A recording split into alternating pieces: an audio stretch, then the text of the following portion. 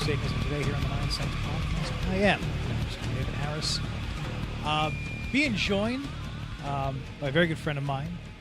So many times, when you see Satanism in action, and you think about Satanism in action, you think about people going out there and doing what it is that they are best at, and striving to make a better lives for themselves. And this individual does this every day in ways that you and many of you listening can't even fathom.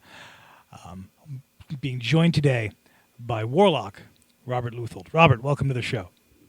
Thank you, David. How you doing? I was gonna do the whole walking thing as an intro, but shit, after that ego stroke, I'm just gonna do it straight. That's what this show has pretty become. Good. I'm so not interested in putting out my opinion on anything anymore. I've done that.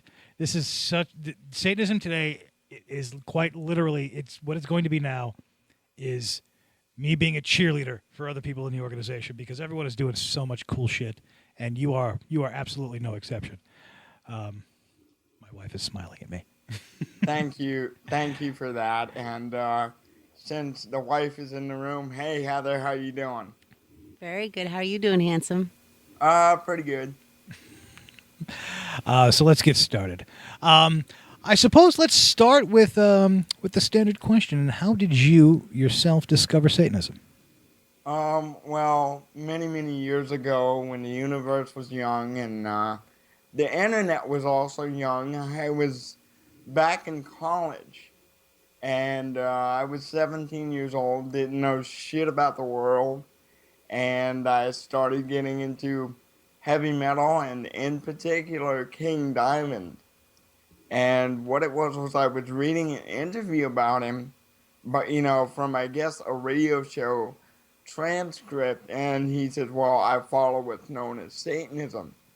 And that gave me pause, because at that point I'd heard like the Christian view of what Satanism was, sacrificing babies and shit like that, and what you saw in your basic Hammer horror movie. And I got the Satanic Bible, and I read it, and it clicked. The problem is that I live in the Bible Belt, and at that point, my mom happened to see the book, and she flipped shit. She gave me 3 weeks to either get rid of the book or get out the house. So, what I had to do was I had to get rid of the book, because Satanism is about survival, as we all know. And I did what I had to do, and over the years I bought multiple copies of the book, and I've shared it with friends, and of course never gotten them back, but it's no big deal, because it's like $6 a book. Yeah, exactly. If you can't afford $6, I mean, there's something wrong. Yeah. I think everyone I know that I've spoken to in the church has at least 3 copies of the Satanic Bible. They've got they've got their scratch copy that they mark up and make notes in. They've got the copy they lend out to friends, and now with Reverend Merciless putting out that gorgeous hardcover, we've all got copies of that too. Oh yeah. So there's at least 3 copies of the book floating around my apartment. Yeah. So now, years later, have you reconciled this issue with your family, or are they still in the dark? Well, they know. I've never really hidden anything from them, but I have told my parents, my mother in particular, I've said, what I do regarding Satanism and the organization will always remain separate from the family, because they're diehard Catholics. But the irony of the whole situation is, my mom would always raise me, don't take shit from anyone, put yourself first, you're the most important. And I don't have the heart to tell her, well, Mom, you raised a Satanist from a very young age. That's it. It's very interesting how our parents instill us with satanic values and then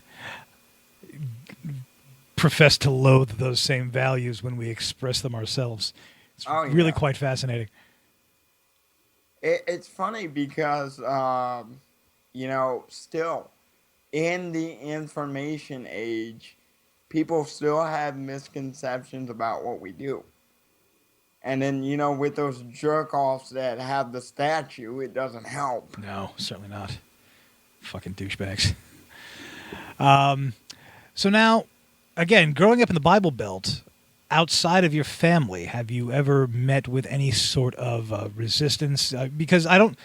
Well, let me start with this. Are you public when you out and about, when you're day to day? Do you fly the colors? Do you kind of go incognito?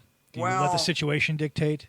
yeah, I do triple incognito most of the time. My friends, my genuine friends around here that know, and they don't give a shit. Mm-hmm. So generally, And, the community is relatively accepting. At least the community around you that you surround yeah. yourself with.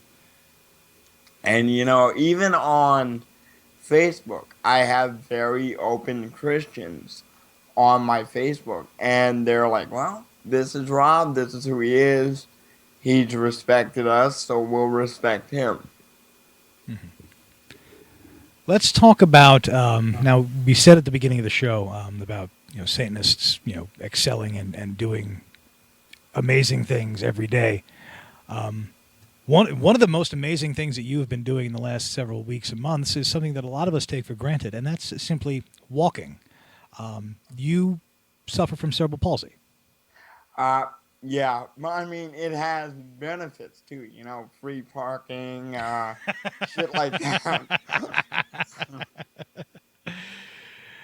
Now, it's very apparent to the choir of people who will probably listen to this how you're utilizing Satanism within the confines of your physical therapy and recovering even just the most basic mobility. But perhaps to the layman, maybe explain how you utilize the principles of Satanism in your day-to-day life with regards to recovering your ability to walk and move. Sure, not a problem. Well, the thing is with physical therapy, they're always worried that I'm gonna push too far and hurt myself, and I've always used lesser magic to kind of manipulate and weasel and push a little bit more. It's like, come on, I know I got this. Trust me, I got this. And they don't have the heart to tell me no. So your doctors are, let them try it, see what happens. Yeah. And then you surprise And them. that's when I just excel and blow their fucking minds. Have so you've never had a doctor say, no, you can't do this? I've had people concerned around me that I might break my ankle or hurt my arms, but a doctor's never flat out told me no. That's amazing. Now, do you notice now? Without having much knowledge of what your therapy details, are you by yourself in these therapy sessions, or are there other patients around you?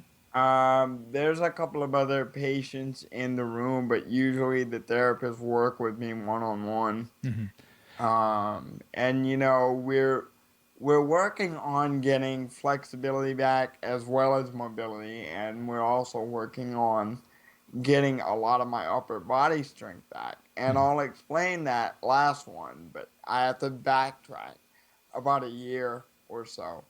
I think you remember this because last year, about August 29th, I was with my parents in Gulfport for their anniversary, and I ended up in the emergency room with a hiatal hernia, gallstones, whole 9 yards, and I had to have surgery to repair everything, get my gallbladder removed, which in itself was a pain in the ass because I had to learn what I could eat again Mm-hmm. after being able to eat whatever the hell I wanted for so long. But You mean you over the still don't eat pizzas like I do? you sound way too much like Evan with that, man. Because okay, for those of you who don't, Robert has been a longtime fan of other radio projects that I've done, including Hate Speech Radio, which featured comedian Evan Weiss, who recently himself had his gallbladder out and yet still refuses to not eat pizza. Yeah, He's, I I'm love him, but kind he's of going to die soon. I'm a chronicle of David's fuck ups. You really are. You know my backstory as far as my body of work better than I do. I literally have asked you, when did I do this? And you've known the answer. Well, yeah, the thing was, I went from doing as much as I could for myself to the 3 weeks of recovery after the surgery. I could do nothing for myself, and from an outside perspective, getting waited on hand and foot, being turned, being, bathed, it would sound ideal, but I was miserable. I was miserable because I wanted to do things for myself, but everyone was afraid I would rip a stitch or something. And there's only so many hot nurses in the hospital to give you a sponge bath before they got to roll the fat one out. Oh yeah. Yeah, there's that too. Um and even when I was in the hospital the night that everything went down, when I was on that gurney, they had the IV drip and they had morphine going in me to make sure the nausea was kept to a minimum so I could take everything for the CAT scan. I never once thought, maybe I should just relinquish this whole Satanism business and flip flop. That never once crossed my mind. I was just like, I will get through this and I will come back stronger. And I did. And I came back a little bit crankier too. So I guess that gets back to my initial question where I was going with the other patients. Do the doctors in your therapy sessions treat the other patients differently because they don't seem to have that, or let me ask you this question: do those same patients have that same zest for life and the ability to succeed that you do? They do. And because my therapists know that I excel at being a pain in the ass, they push me harder. Nice. That's all. And now, with this the most recent video you posted, you've actually walked several feet. Yeah. And that was something you hadn't done before. It has been at least, I want to say, about 5 years since I attempted walking.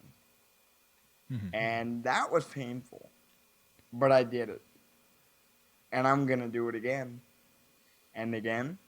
And again until I can walk up the stairs to your apartment in Brooklyn. Be able to do something that my mother can't. Just walk up that flight of stairs. It is quite the steep flight of stairs, and you will do it. Of this, I have no doubt. You just owe me a beer when we're done. Oh, you got it, brother. Absolutely. Let's switch gears and talk about music, because you are, as you said at the beginning of the show, an avid heavy metal fan. Oh yeah.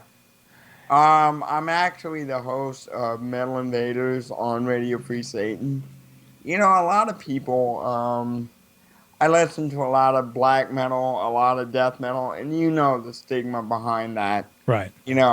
Gangster rap's angry white cousin, pretty much. I've actually never heard that analogy, although it does make sense. I'm actually going to be seeing Mayhem again for like the 5th time in a couple of weeks. VIP. Gotta love Lesser Magic. Nice. Although, can you even say that it's Mayhem anymore? I mean, Euronymous is dead. Death is dead. Fucking is anyone in the original band still left? Yeah. Necro Butcher and Hellhammer are still doing it, and they're doing it in Euronymous' memory. So.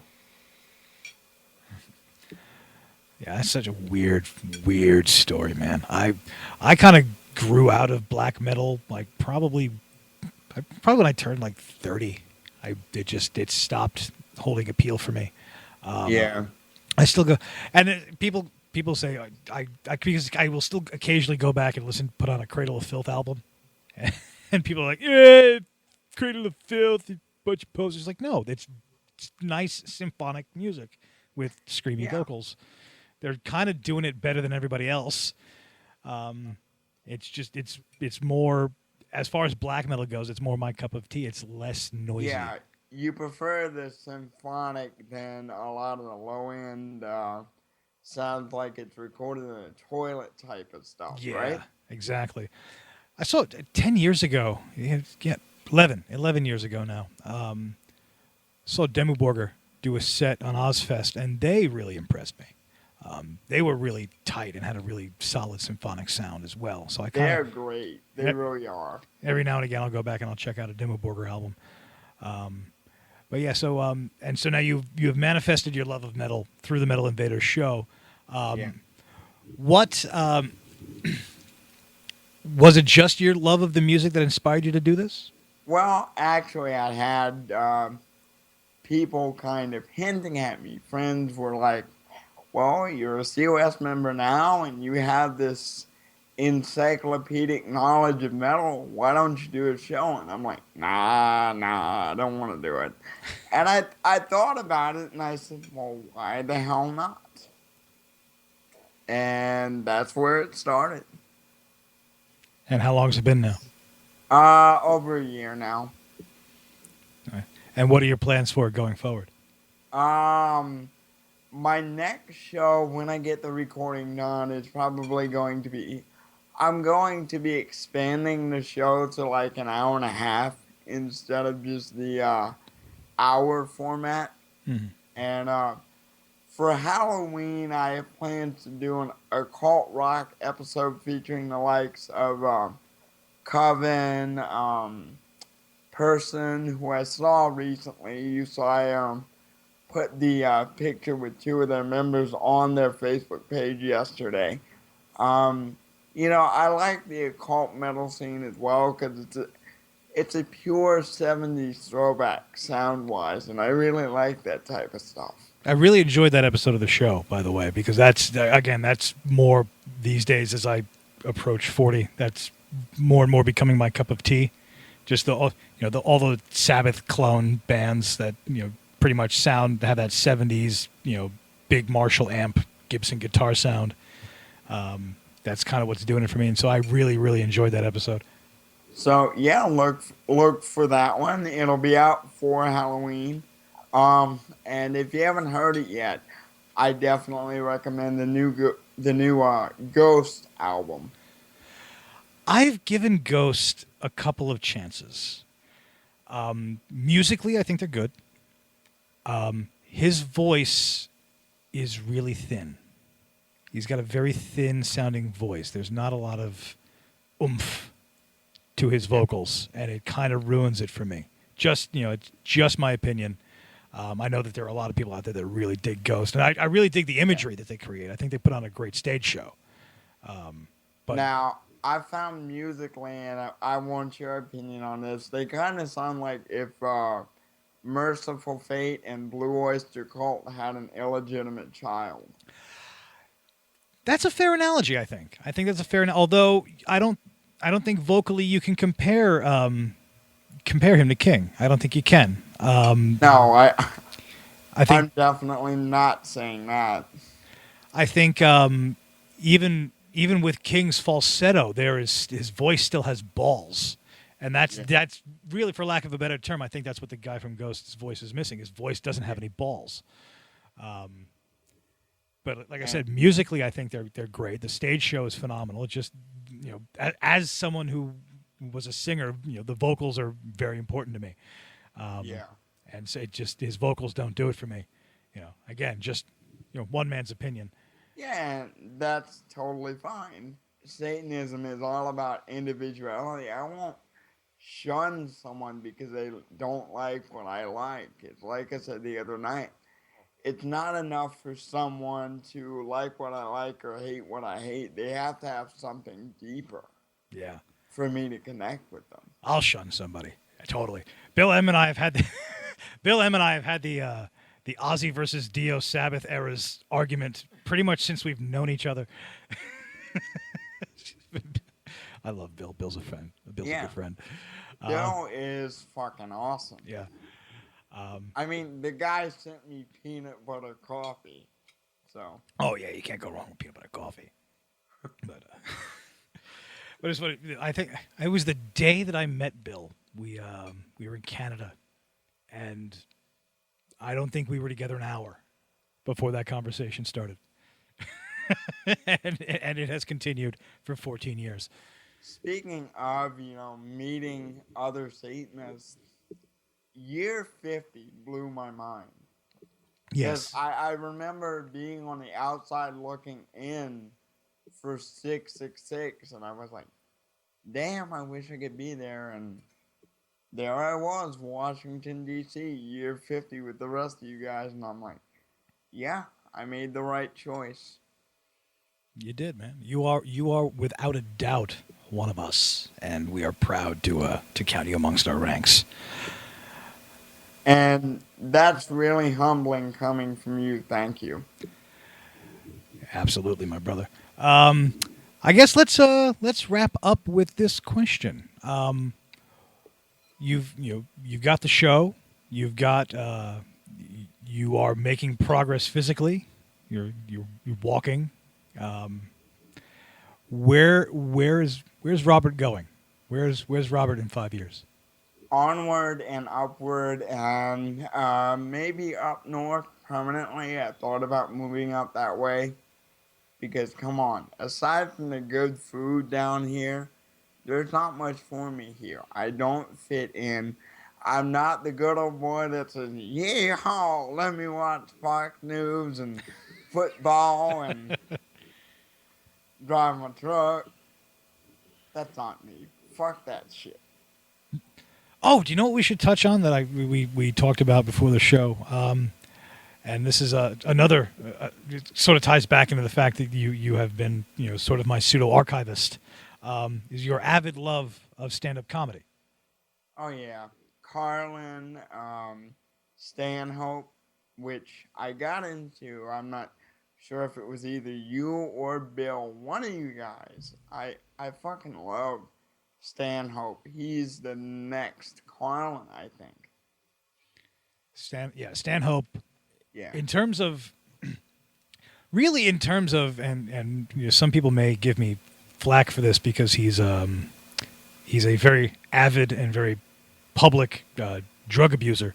But in terms of his material, delivering the closest thing that I've seen in stand-up to a satanic message, from the stand-up comedy world, it really does at this point begin and end with Doug Stanhope. No one else is doing what he's doing. You could say Bill Hicks, but Bill Hicks is no longer on this planet. He's dead. Yeah, Bill Hicks is not doing much of anything at the moment. But his fans have this nasty habit of busting Dennis Leary's balls every chance they get. I remember finally Dennis Leary had enough and then went on the Opie and Anthony show and just said, oh, you didn't know I stole half of my material from Bill Hicks, and Louis C.K. is another guy I stole from. Yeah, do you remember that? It just went off on people saying that he steals jokes. Here's the thing about stealing jokes. Too much of what is called parallel thought is blamed, is then people who have parallel thoughts are then accused of stealing jokes. Parallel thought happens. You write a joke, you don't listen to everybody's, or maybe you did hear it and you forgot that you had heard it, and then it pops back in your head and you write it down. And do you know what? Someone calls you out on it. Do a little homework. Be like, oh yeah, do you know what? You're right, and then drop the bit. To it. Yeah, and then, I did a set when I was still actively doing comedy, and I'd written a bit, and Charlie, one of the last incarnations of hate speech, he was at the show, and he comes up to me after the show. He's like, "Dude, that bit you did sounds a lot like something Greg Giraldo used to do." I'm like, "Oh fuck, really?" And so he gave me the name of the bit, the album it was on. I went and I listened to it, And while it wasn't exact, it was close enough to make me drop the bit. Because I'm like, oh, yeah, you know what? This does sound a lot like this. Let me ditch this and try again. And it happens. That whole exchange from that episode of Louis between Louis C.K. and Dane Cook is all about that. The whole thing that Dane stole Louis' jokes got blown out of proportion. Dane probably overheard something, didn't remember where he heard it, and then months later jotted it down and started using it, and people started, you stole Louis C.K.'s joke. Even Louis admits, he's like, it's just, it got sucked up into his brain, and it just came out. But just own up to it and just be, okay, yeah, this happened. As opposed to, people like, say, Mencia, who have blatantly been caught. Well, No word for word stealing other people's jokes. There is a distinct difference. Speaking of joke thieves, I mean the popular one to rag on right now, and I don't mean Evan when I say this, but that guy, the fat Jew. Oh, God. Again, that's blatant. And that guy got a Comedy Central pilot out of stealing other people's jokes. And didn't he get that poll? Yeah, the internet got that taken care of because and it's that double-edged sword because I hate that shit. I hate internet nanny people who I fucking want to strangle those people. One of the few times social justice warriors actually did something good. Exactly. I hate to give credit to the social justice community, but they got one right on that one, and it pains me to say it. But they did, because that dude was flat out stealing stuff from other people, and he got a pilot out of it, and that's just not cool. But before we do wrap up, I did want to mention I do have something coming out around the same time that I'm planning on doing my next episode of Metal Invaders. I will be in a horror anthology, Ladies and Gentlemen of Horror, put out by Jennifer L. Miller, and it's also going to feature Warlock Aldous Strauss and Citizen Matt Stover. Awesome. And when can we expect that? It's scheduled to be released on Halloween. I sent you a link to the Facebook page, I think, last week. And all the money raised from sales of the book will be going to the American Cancer Society. All right. That's awesome. And Metal Invaders, people can check that out every week? I tend to do it like twice a month now. Okay. To give myself enough time to get some material. Mm-hmm. And I was actually thinking about putting Prong in a set just for you. Yeah. Love Prong. I love Prong. We obviously are both big fans of the Four Dicks from Brooklyn, Typo Negative. Of course. I fucking miss those guys. Oh, man. There's a giant hole in the scene of metal music that is missing now that Typo is not making music anymore. I'm happy Life of Agony got back together. I think really the only band that comes close to what Typo did without obviously the sardonic humor that the band had is Sal Abstracato's A Pale Horse Named Death. Pale Horse Named Death is great. I actually got to see them open for Life of Agony down at the Starland Ballroom last year, and they put on an amazing show. Awesome. Sal is great. A good dude too, if you've ever met him. All right, let's end on that. Robert, I want to thank you for being on the show, and you continue to inspire all of us with your work, both in physical therapy and on the radio. You're awesome, brother, and like I said, we are proud to count you amongst the ranks of the truly alien elite. Thank you, David. All right, talk to you soon, my friend. Talk to you soon, and hail Satan. Hail Satan.